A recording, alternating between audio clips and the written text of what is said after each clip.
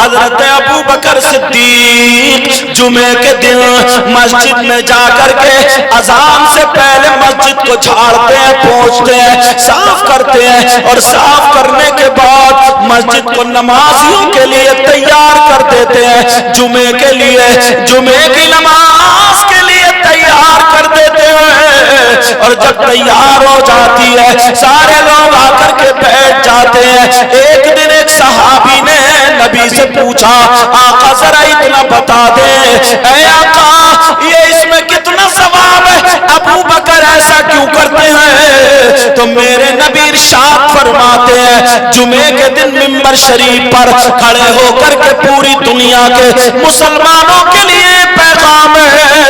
نبی فرماتے ہیں اگر کوئی اللہ کا بندہ مسجد میں جا کر کے جمعے کے دن مسجد سے پہلے اذان سے پہلے مسجد کو جھاڑ دے پہنچ لے، اتنا ثواب ملے گا، اتنا ثواب جتنا احد پہاڑ کی برابر سونا صدقہ کرنے میں ثواب ملتا ہے۔ اللہ سبحان اللہ، ماشاءاللہ، احد پہاڑ کی برابر۔ اب نوجوانوں کو بتائیے، ایک بھی ایسا نہیں ہے جو جا کے مسجد کو جھاڑتا ہو، پتہ ہی نہیں ہے انہیں کیا پتا ہوگا؟ چھوٹے چھوٹے بچپن سے وہ جیسے یہ کود رہے ہیں ایسے کودنے لگے، اب اسے کیا پتا؟ یہ تو بہت شاندار نعت پڑھتے ہیں، بعض شاعر تو ایسا نعت پڑھتا ہے کہ لوگ ناچنے لگتے ہیں۔ یہ نعت شریف کو نعت شریف کے ڈھنگ میں پڑھتے ہیں، مجھے اسے زیادہ پسند ہے۔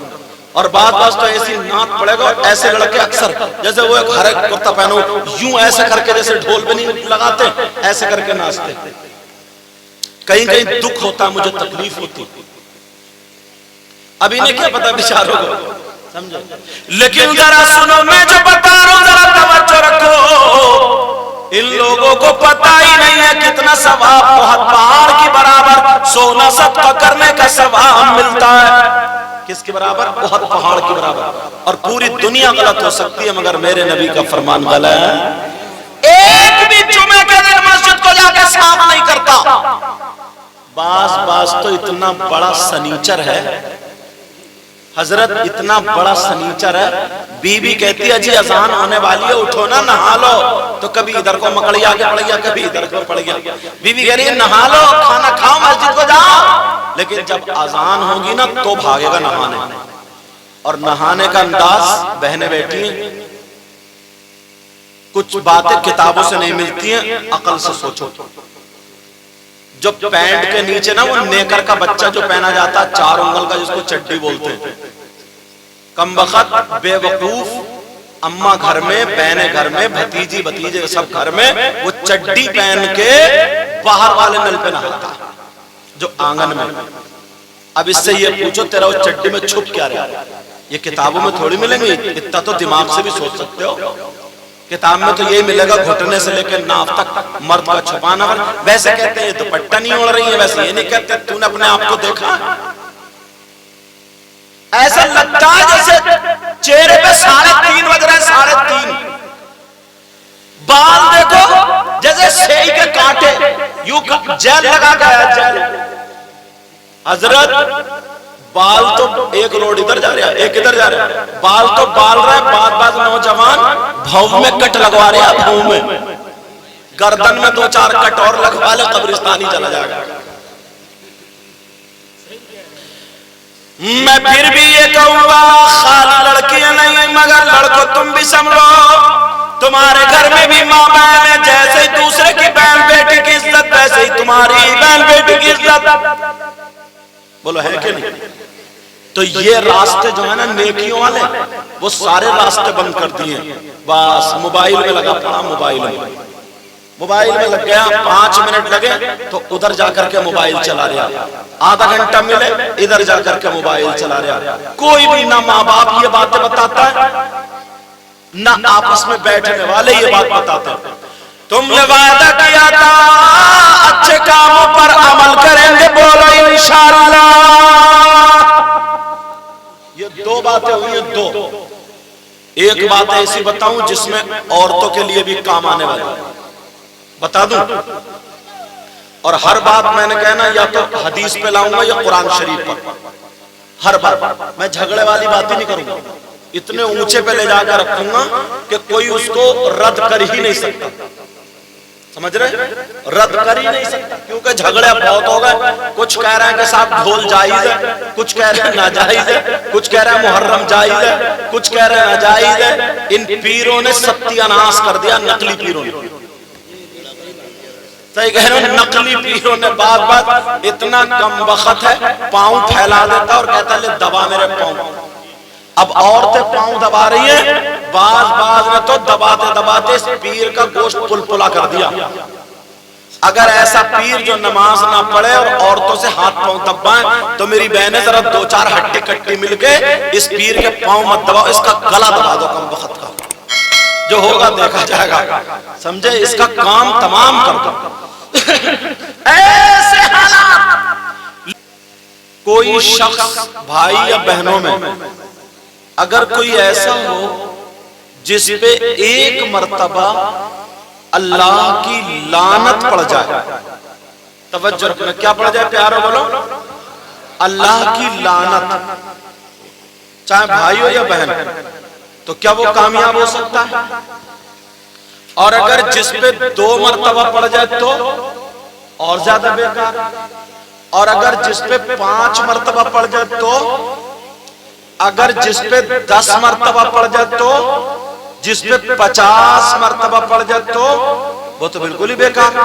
چاہے نمازیں پڑھے، چاہے روزے رکھے، اگر اس پہ اللہ کی لعنت پڑ جائے 50 مرتبہ تو بتاؤ اس شخص کا کیا ہوگا؟ اس سے زیادہ برا کوئی ہو سکتا ہے؟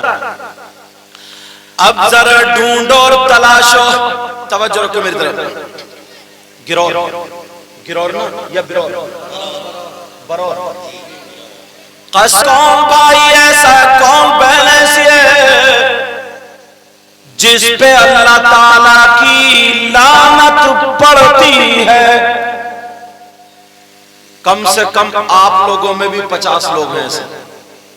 پہلی مرتبہ آیا ہوں مگر ایک نظر میں، اور بہنوں میں بھی 60 سے کم نہیں ہوں. کون اللہ کی لعنت برستی ہے؟ اور اب تم میں ہی نہیں، اب مولانا لوگوں میں بھی ہو گئے، حضرت مولانا لوگوں میں ہو گئے. آپ کہیں گے پہلی مرتبہ آئے ہیں مگر انہیں پتا کیسے؟ اللہ کی لعنت کس پہ پڑتی ہے، اللہ کی لعنت کس پہ برستی ہے؟ ذرا دیکھو. اگر میں شاعر صاحب سے پوچھوں تو کوئی ان کی بات جھٹلا سکتا ہے، میں بتاؤں میری بھی جھٹلا سکتا ہے. حسان بھائی سے پوچھوں ان کی بھی جھٹلا سکتا ہے. پردھان جی سے پوچھا جائے ان کی بات بھی غلط ہو سکتی ہے. میں مولویوں کی بات نہیں کرتا، پھر کس سے پوچھا جائے؟ چلو اس سے پوچھتے ہیں جس کو کوئی جھٹلا ہی نہیں سکتا. اس کا نام ہے قرآن شریف، اس کا نام ہے اللہ کی کتاب قرآن پاک. سے دیکھو اور گریبان میں جھانکو، 50 مرتبہ کس پہ اللہ کی لعنت پڑتی ہے؟ اللہ فرماتا بسم اللہ الرحمن الرحیم، لعنت اللہ علی الکاذبین. جھوٹوں پر اللہ کی لعنت. کس پہ اللہ کی لعنت بولو؟ آپ ذرا گریبان میں جا تو صبح سے شام تک کتنا جھوٹ بولتے ہو. جلسے میں آ کے نعرہ لگا لیا کہ نعرہ تکبیر، نعرہ رسالت. جنت اپنے ابا کی، جنت تو ہے کیونکہ کلمہ پڑا ہے، مگر اس سے پہلے قبر میں سروس بھی ہوگی، ڈینٹنگ پینٹنگ سب ہوگی، دھلائی الائی. چیچس کو بھی اتنا ٹھوکا جائے گا کہ کامیاب ہو جاؤ گے.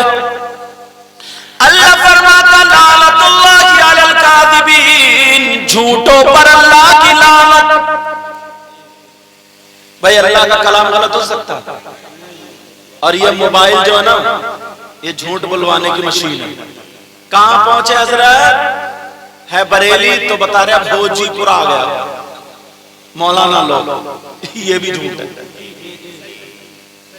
मुकर्रिर तो बहुत ही फंसेंगे, समझे। कोई भी अगर पूछे कि कहाँ है दुकान पे, तो बता रहा मकान पे। ये सच है क्या? पहले माँ इतनी अच्छी थी, कुरान शरीफ पढ़ पढ़ के बच्चों को छुपाया करती थी, खिलाया करती थी, लोरी दिया करती थी। अब तो हुर हुर करके छुपा रही है। बच्चे नहीं छुपे तो झूठ बोल रही है। देख बंदर आ गया, देख बिल्ली आ गई, देख कुत्ता आ गया, देख नोच आ गया, पता नहीं क्या क्या आ गया, और कुछ भी नहीं है। ये भी झूठ। घर से बाहर निकले, बच्चे ने पांव पकड़ लिया, कहां जा रहे हैं? तो कहा बेटा तेरे लिए मिठाई लेने जा रहा हूं। ये भी झूठ। हर हर मोड़ पे देखो, मतलब पीर से लेकर के मुरीद, इमाम से लेकर, कहीं कहीं इमाम भी झूठ फेंक देता।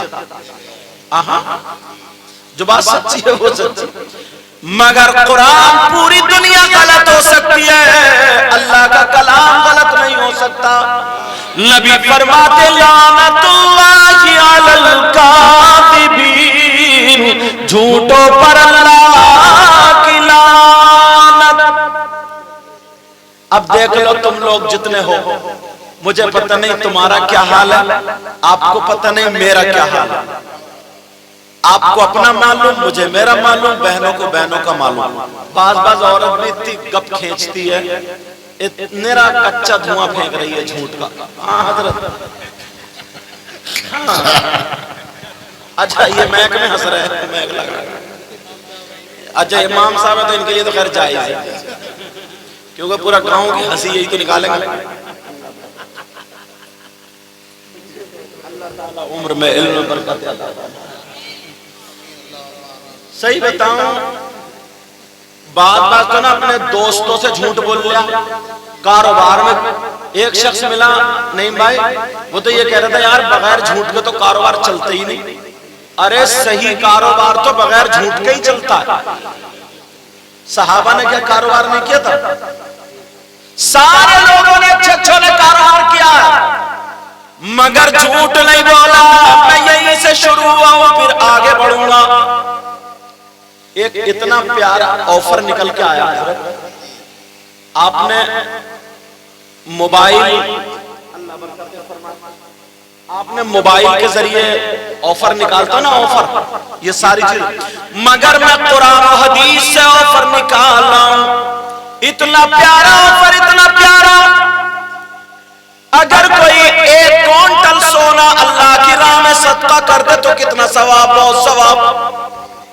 और अगर कोई 50 क्विंटल कर दे तो बहुत सवाब, 1000 क्विंटल कर दे तो और सवाब। मगर प्यारा आज कुरान और हदीस से ऐसा ऑफर बताऊंगा, तुम्हारा 1 रुपया नहीं लगेगा, तुम्हारा 1 पैसा नहीं लगेगा, तुम्हारी 1 चवन्नी नहीं लगेगी, मगर कई हजार क्विंटल अल्लाह की राह में सोना सदका करने का सवाब पा जाओगे।